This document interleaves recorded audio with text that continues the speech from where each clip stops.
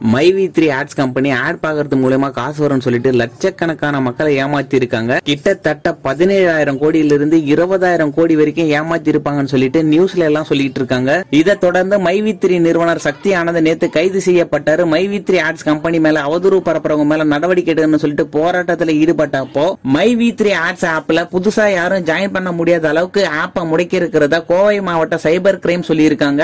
ஏற்கனவே இந்த ஆப்ல ஜாயின் பண்ணவங்க வீடியோ பார்த்து சம்பாதிக்கிறவங்க தொடர்ந்து இந்த ஆப்பை பயன்படுத்தலாம்னு சொல்லியிருக்காங்க. சக்தி ஆனந்த் கைது செய்யப்பட்டதை தொடர்ந்து 15 நாள் நீதிமன்ற காவல்ல வைக்க உத்தரவிட்டிருக்காங்க கோவை நீதிமன்றம். சக்தி ஆனந்த போலீஸ் காவல் எடுத்து விசாரிக்க நாளைக்கு நீதிமன்றத்துல மனு கொடுக்க இருக்காங்க போலீஸ். லட்சக்கணக்கான மக்கள் கிட்ட கோடிக்கணக்கான பணத்தை ஏமாத்திட்டு எவ்வளவு தைரியமா போராட்டம் பண்றாங்க சக்தி ஆனந்த் போன்ற ஆள்கள். அவங்கள நம்பி காசை போட்ட மக்கள் எப்படியாவது நம்ம காசு எடுத்துனோம்னு சொல்லிட்டு வேற வழி இல்லாம அவங்களுக்கு சப்போர்ட்டும் பண்ணிட்டு இருக்காங்க. கோர்ட் இவங்களுக்கு எந்த மாதிரி தண்டனை கொடுத்தா தமிழ்நாட்டுல இந்த மாதிரி ஆட்கள் திரும்பவும் வரமாட்டாங்கன்னு நினைக்கிறீங்கன்னு சொல்லிட்டு கமெண்ட்ல சொல்லுங்க.